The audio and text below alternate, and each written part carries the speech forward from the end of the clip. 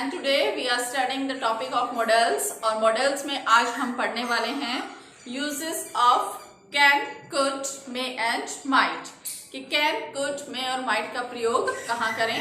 तो सबसे पहले चलिए स्टार्ट करते हैं where and how to use can, कि कैन का यूज कहाँ पर करें और कैसे करें। तो सबसे पहले देखिए, कैन इज यूज, कैन का प्रयोग करते हैं टू एक्सप्रेस, कौन सा मूड व्यक्त करने के लिए, कैपेसिटी, एबिलिटी, पावर। जब आप ये दिखाएं किसी व्यक्ति में कितनी क्षमता है, कितनी योग्यता है, या उसमें किसी कार्य को करने की कितनी पावर, कितनी शक्ति है। ओके, इसी तरह से जब आप पॉसिबिलिटी, संभावना की बात करते हो, देखिए पॉसिबिलिटी में बहुत सारे मॉडल्स का हम यूज करते हैं। मस्ट का भी यूज किया जाता है, कैन का भी, मे का भी और माइट का भी। तो पॉसिबिलिटी में हम कैन का यूज कहाँ करेंगे? ओके, जहां पर पॉसिबिलिटी लगभग 60% हो, जहां पर हम किसी व्यक्ति या वस्तु को देखकर उसके बारे में संभावना बताते हैं, वहां पर हम यूज करते हैं कैन का। ओके, इसी तरह से परमिशन की जब हम बात करें, परमिशन यानी किसी कार्य को करने की इजाजत देना। लेकिन ये परमिशन देखिए, आप मे में भी देते हैं, कुड में भी परमिशन मांगी जाती है और वुड में भी। लेकिन कैन में जो परमिशन होती है वो किस तरह की परमिशन है? इनफॉर्मल। इनफॉर्मल समझते हैं आप? ये परमिशन होती है अनौपचारिक, यानी वो परमिशन जिसमें किसी तरह की कोई औपचारिकता नहीं की जाती। और इनफॉर्मल परमिशन आप किनसे मांगते हैं, किन्हें देते हैं? आइदर फ्रेंड्स, या तो अपने फ्रेंड से मांगेंगे, या फिर टू द यंगर वंस, या उन लोगों से जो आपसे छोटे हैं। ठीक है, तो इस तरह की जो परमिशन है इनफॉर्मल है, उसके लिए हम यूज करते हैं कैन का। नेक्स्ट यूज देखिए, जनरलाइजेशन। जब आप किसी चीज का जनरलाइजेशन करें, उसका सामान्यीकरण करें, यानी जब हम किसी व्यक्ति या वस्तु के बारे में एक सामान्य सी बात कहें जो सभी पर लागू हो सकती है, तो उस जनरल थिंग के लिए भी हम यूज करते हैं कैन का। ओके, चलिए इन सभी पॉइंट्स को हम समझते हैं एग्जांपल्स के through. First of all, I dash repair this radio, मैं इस रेडियो को रिपेयर कर सकता हूं, यही कहना चाहता हूं मैं। तो यहाँ पर कर सकता हूं, कर सकना क्या है? मेरी एबिलिटी, मेरी कैपेसिटी है उस काम को करने की, इसलिए मैंने यहाँ पर यूज किया कैन का। Second point, she dash be a nurse. Okay, वो एक नर्स हो सकती है। यहाँ पर ये दिखा रहा है पॉसिबिलिटी। आपने किसी को देखा, आप उसके ड्रेसअप को देखकर कह रहे हैं कि वो क्या है? एक नर्स है, यानी उसके कपड़ों को, उसकी ड्रेस को देखकर आपने कहा कि वो एक नर्स है, जिसके होने की संभावना बहुत ज्यादा है। तो हम क्या कहेंगे? She can be a nurse, यानी उस व्यक्ति को देखकर आपने संभावना बताई, जो संभावना लगभग 60% है। Next, anyone dash get fever these days, आप कह रहे हैं कि इन दिनों किसी को भी फीवर हो सकता है, बारिश का मौसम है, फीवर जो है बहुत कॉमन है इन दिनों। तो ये क्या है? एक जनरल सी बात है, इसीलिए हम यहाँ पर भी जब एक जनरलाइजेशन कर रहे हैं, सामान्यीकरण कर रहे हैं चीजों का, किसी बीमारी का, तो हम वहां पर यूज करेंगे कैन का। एनीबडी कैन गेट, किसी को भी फीवर हो सकता है। ओके, और उदाहरण देखिए, he dash lift 50 kg wait, वो 50 kg वेट को लिफ्ट कर सकता है। ये क्या है? उसकी कैपेसिटी है, उसकी कार्य को करने की क्षमता है, उसमें इतनी पावर है कि वो 50 kg वेट को उठा सकता है, इसलिए हम यहाँ पर यूज करेंगे कैन। ओके, नेक्स्ट देखिए, dash I use your phone Ramesh. अब आप यहाँ पर क्या मांग रहे हैं? परमिशन। लेकिन परमिशन देखिए आप किससे मांग रहे हैं? रमेश। जब आप किसी का नाम लेकर परमिशन मांग रहे हैं, that means either he is your friend, या तो वो आपका फ्रेंड है या आपसे यंगर है। ओके, इस कंडीशन में ये परमिशन हो जाएगी आपकी इनफॉर्मल, और हम यहाँ पर यूज कर देंगे कैन का। Okay, next, dash I eat the chocolate, ask the child. यहाँ पर एक जो छोटा बच्चा है, ओके, जो किसी तरह की कोई फॉर्मेलिटी नहीं दिखाता किसी से, ओके, वो आपसे पूछ रहा है, परमिशन मांग रहा है, dash I eat the chocolate, क्या मैं ये चॉकलेट खा लूं? ओके, तो ये परमिशन भी हो जाएगी हमारी इनफॉर्मल, और यहाँ पर हम लगा देंगे can. Okay, last, you dash go home. Okay, अब परमिशन को देने के लिए भी आप कैन का यूज कर सकते हैं, तो हम यहाँ क्या कह सकते हैं? यू कैन गो होम, आप घर जा सकते हैं। ओके, तो यहाँ पर ये परमिशन जो दी गई है, एक टाइप की परमिशन है यहाँ पर इनफॉर्मल। ओके, चलिए कैन के बाद हम यूजेस देखते हैं कुड, कि कुड का प्रयोग कहाँ पर किया जाए। So could is use, could का यूज हम करते हैं as the past tense of can. Could जो है कैन के ही पास्ट टेंस, यदि कैन को हम पास्ट में भूतकाल में प्रयोग करते हैं एबिलिटी दिखाने के लिए, किसी की योग्यता दिखाने के लिए, या साथ ही साथ जब आप भूतकाल में किसी चीज की पॉसिबिलिटी संभावना की बात करते हैं तो वहां पर हम कैन की जगह यूज करेंगे कुड का। ओके, इसी तरह से पोलाइट रिक्वेस्ट या सजेशन, जब आप किसी से रिक्वेस्ट करें, लेकिन रिक्वेस्ट कैसी होनी चाहिए, पोलाइट, पोलाइट यानी विनम्र। तो ऐसी रिक्वेस्ट जिसमें विनम्रता हो, जिसके साथ आप प्लीज का यूज करते हैं एंड में जाकर, वहां पर भी हम यूज करते हैं कुड का। ओके, सजेशंस में किसी को सुझाव देने में हम कुड का यूज कर सकते हैं। Examples see, dash I use your notebook please. Okay, अब आप यहाँ पर क्या कर रहे हैं, किसी से रिक्वेस्ट कर रहे हैं, dash I use your notebook, पर लास्ट में आपने क्या लगाया यहाँ पर, प्लीज। ओके, ये वर्ड क्या शो कर रहा है कि आपकी जो रिक्वेस्ट है वो किस तरह की है, पोलाइट। तो इस पोलाइट रिक्वेस्ट के साथ हम यूज करेंगे कुड का।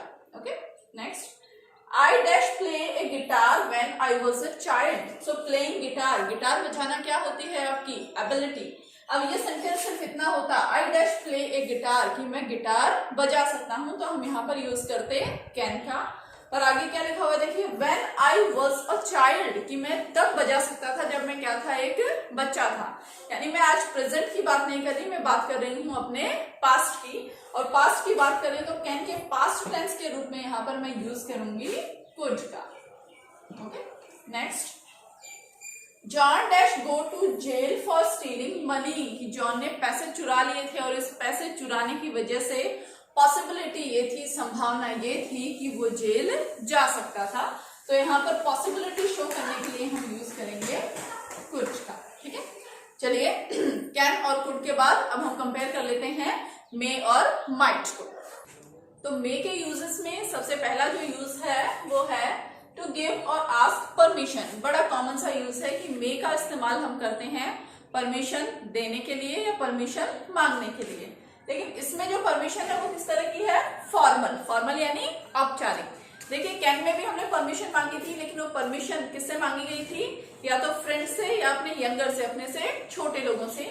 लेकिन जब आप ऑफिस में परमिशन मांग रहे हैं, आप स्कूल में परमिशन मांग रहे हैं, अपने वर्क प्लेस में हैं, या अपने से बड़ों से परमिशन मांग रहे हैं, उस स्थिति में औपचारिक परमिशन के साथ हम यूज करेंगे मे का। ओके, सेकंड देखिए, टू शो पॉसिबिलिटी और प्रोबेबिलिटी। जब आप किसी कार्य को होने की संभावना दिखाएं तो वहां पर भी हम यूज करते हैं मे का। अब देखिए जो पॉसिबिलिटी है हमने कैन में भी यूज की थी, लेकिन कैन में क्या था, संभावना कुछ ज्यादा थी। ओके, लेकिन जब संभावना 50-50 होती है कि काम हो भी सकता है और नहीं भी हो सकता, तो उस स्थिति में हम यूज करेंगे मे का। ओके, उसके बाद टू एक्सप्रेस विश, कर्स और ब्लेसिंग। जब आप किसी के लिए विश कर रहे हो, कोई कामना, अच्छी कामना कर रहे हो, कर्स कर रहे हो, उसके लिए भला बुरा कह रहे हो, उसे श्राप दे रहे हो, या ब्लेसिंग, किसी को आशीर्वाद दे रहे हो, तो इन सभी तरह की फीलिंग्स के साथ, मूड्स के साथ यूज करेंगे मे।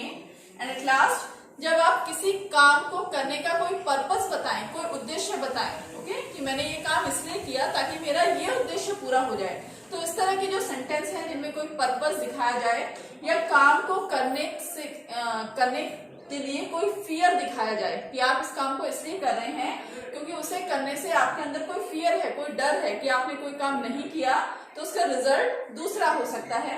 तो पर्पस या फियर को शो करने के लिए भी हम यूज करते हैं मे का। एग्जांपल्स के थ्रू देखते हैं। मोस्ट कॉमन जो आप यूज करते हैं, डैश आई कम इन सर। परमिशन किससे मांग रहे हैं आप, सर से। ओके, परमिशन कैसी हो जाएगी आपकी, फॉर्मल, इसलिए हम यहाँ पर यूज करेंगे मे।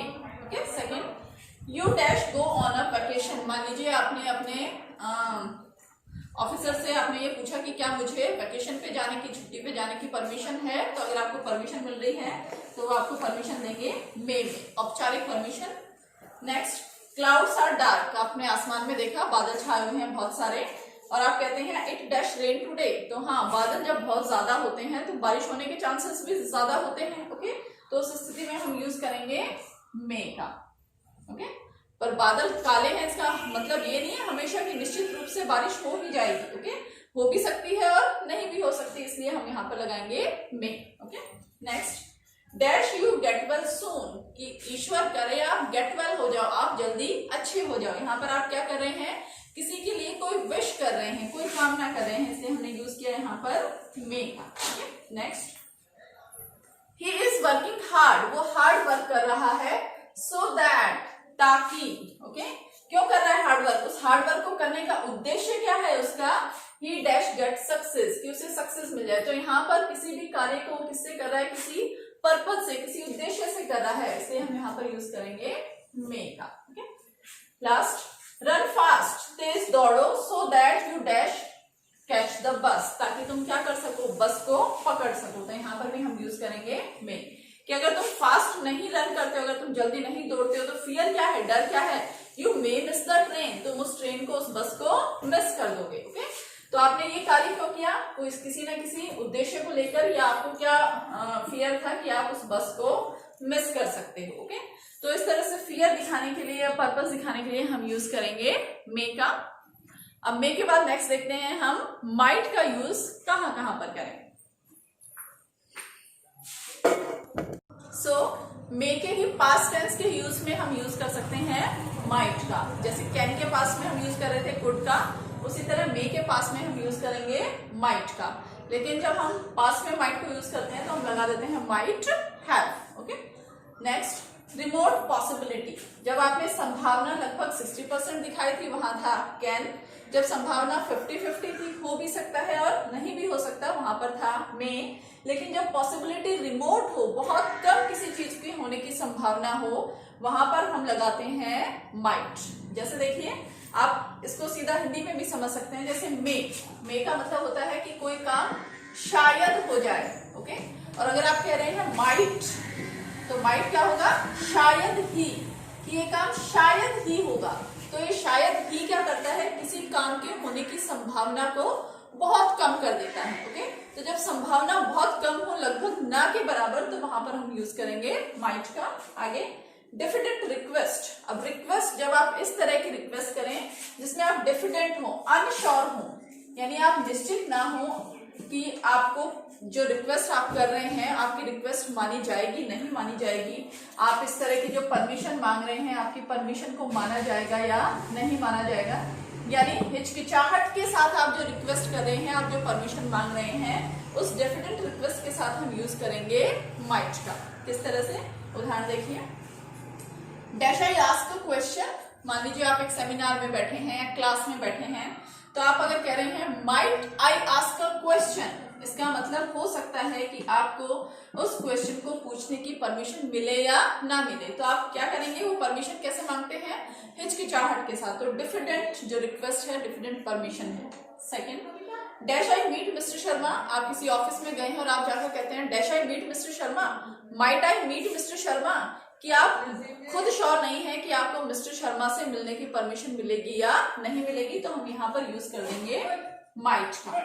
इसी में आगे, दिस इज द लास्ट बस, she dash come in this, मान लीजिए आप किसी का इंतजार कर रहे हैं, लगभग 10 बस आ रही हैं जयपुर से, लेकिन 9 बस में वो व्यक्ति नहीं आया, तो 10वीं बस में उसके आने की संभावना क्या हो जाएगी, बहुत बहुत कम हो जाएगी। तो आप क्या कह रहे हैं, दिस इज द लास्ट बस, कि जो व्यक्ति 9 बसों में नहीं आया, 10वीं बस में उसके आने की संभावना क्या है, बहुत कम है। तो हम क्या कहेंगे, she might come in this, वो इसमें शायद ही आए। ओके, इसी तरह से आगे देखिए, I dash win in a lottery, आपने एक लॉटरी का टिकट खरीदा और आप कह रहे हैं कि मैं इस लॉटरी में जीत सकता हूँ। अब आप सभी को पता है लॉटरी में जीतने के जो चांसेस हैं वो क्या होते हैं, ऑलमोस्ट 9 के बराबर। करोड़ों में, हजारों में, लाखों में जाकर कोई एक व्यक्ति उस टिकट को जीतता है, तो इसीलिए यहाँ पर संभावना क्या है, वेरी रेयर, बहुत कम है, तो हम यूज करेंगे माइट का। इसी तरह, if she had worked hard, अब देखिए यहाँ पर अगर उसने हार्ड वर्क किया होता, ओके, यहाँ पर एक आपको कारण बताया है, शी डैश पास्ट, तो उसका उद्देश्य क्या पूरा हो जाता कि वो पास हो जाती। तो जब आप पर्पस सिखाते हैं आप यूज करते हैं मे का, पर यहाँ पर किसमें चल रहा है, ये देखिए पास्ट टेंस में, हैड वर्क, तो हम किसका यूज करेंगे यहाँ पर, मे की जगह माइट का, और माइट के को पास में हम यूज करेंगे might have. If she had worked hard, अगर वो हार्ड वर्क करती, शी माइट हैव पास, तो शायद वो पास हो जाती। She dash eaten the cake, she might have eaten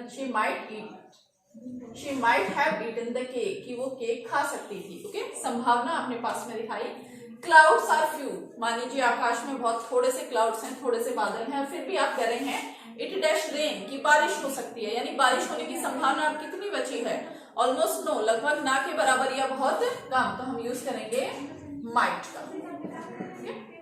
सो ये था difference between can, could, may and might की इन मॉडल्स में जो है आप डिफरेंस किस तरह से क्रिएट करेंगे। आगे आने वाली क्लासेस में जो बाकी के मॉडल्स हैं हम उनके ऊपर काम करेंगे, बहुत सारी प्रैक्टिसेस एक्सरसाइजेस करेंगे। तब तक आप प्रैक्टिस कीजिए मे माइट की, and also don't forget to like subscribe my channel. Thank you.